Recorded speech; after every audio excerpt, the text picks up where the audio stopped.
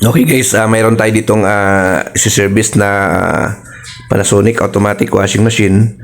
Ang issue nito guys, nag-U11 no. After mag-drain, hindi na siya nagtutuloy sa spin no. Lumalabas na yung U11. So ayan guys, nilagay natin siya sa spin program.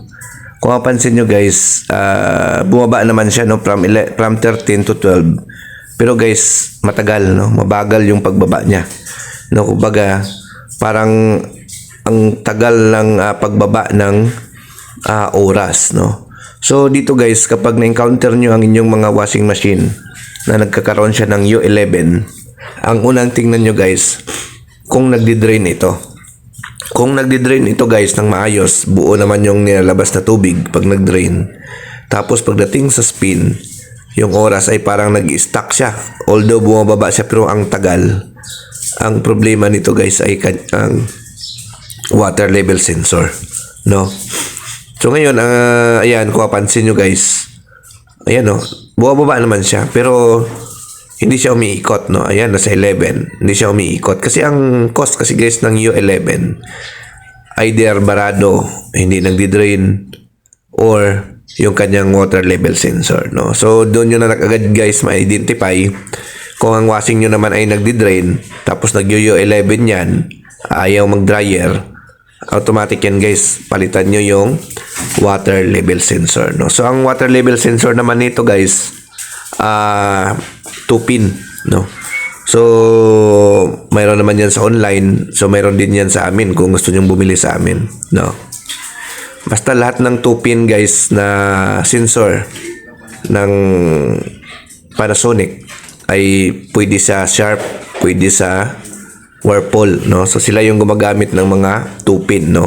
Pwede mong gamitan yan yung Sharp, pwede mong gamitan ng sensor ng Panasonic no. Yung Panasonic pwede mong gamitan ng Sharp or Whirlpool no. Basta 2-pin guys, isa lang sila no.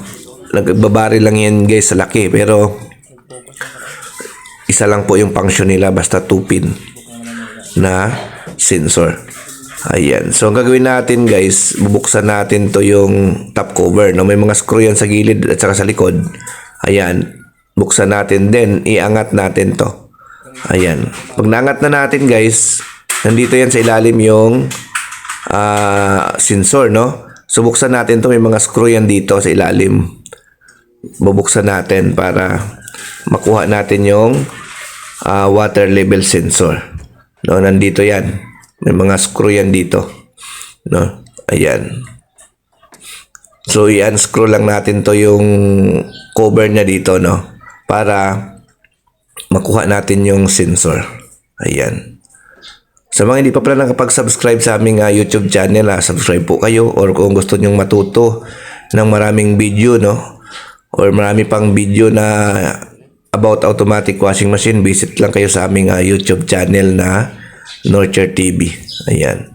So gusto naman guys magpa-service sa amin, home service, direct message po kayo sa aming Facebook page na Nurture Repair Shop no, para mabigyan kayo ng schedule no, or i-follow nyo po itong aming Facebook Nurture Vlog no, para updated kayo sa mga video na ilalabas namin. Ayan. So ito, bubuksan lang natin to no, para matanggal natin yung sensor. Ayan, kapag na-unscrew nyo na guys, ayan, iangat nyo ito no, tanggalin nyo ito. Ayan, nandito yan sa bandang dulo guys yung sensor, nandito po. Ayan o, ayan, dito siya nakalagay. Ayan. Ayan, subunutin nyo lang, naka-unscrew, ayan, naka-socket, ayan. So ito ya, papalitan natin ng bago. So hindi na namin i-test yung sensor nito. Diretso na natin palit ng bago kasi alam naman na natin na ang problema ay ito, no. Doon pa lang kasi sa analyze natin, doon sa pag-diagnose pa lang natin, identify na kagad natin ang problema, no. Dahil sa tagal na rin kasi namin sa washing machine industry, kabisado na namin yung bawat problema ng washing machine no. Pagpatakbo pa lang natin, alam na kagad kung ano naging problema. Ayan, so lagyan lang natin siya. Ito guys, ang pinalit namin dito na sensor, medyo malaki ito no. So ito yung ginagamit din namin sa Whirlpool no. Ito yung mga sensor kasi na matitibay. No? Ginagamit rin namin ito sa Sharp. No? Ayan. Ayan. So, ibabalik na natin. No? After natin may kabit, ibabalik na natin. Ayan.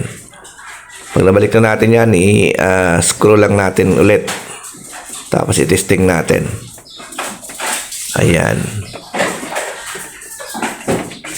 So, ipipit nyo lang yan guys. Kapag nagbalik kayo nyan, ipipit nyo lang siya.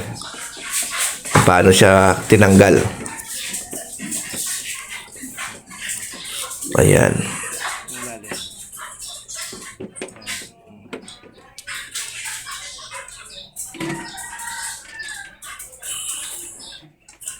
Tapos scroll ulit natin guys, no. Ayan, kapag nakabit na natin yan, ayan, testing na natin. Ayan, on. Start na natin. Ayan. Napalitan na natin siya ng sensor, no. So ayan, nasa 13, no. Antayin natin siya guys. Ayan, kung mapansin nyo guys, oh, ikot siya kaagad, no. Ayan, bumaba siya kaagad ng 10, then umikot na kaagad. So ayan, so good na po ito guys, no. So yun lang problema nito guys, no. Yung U11 niya, yung kanyang water level sensor. Okay guys, maraming salamat sa panonood. Bye-bye.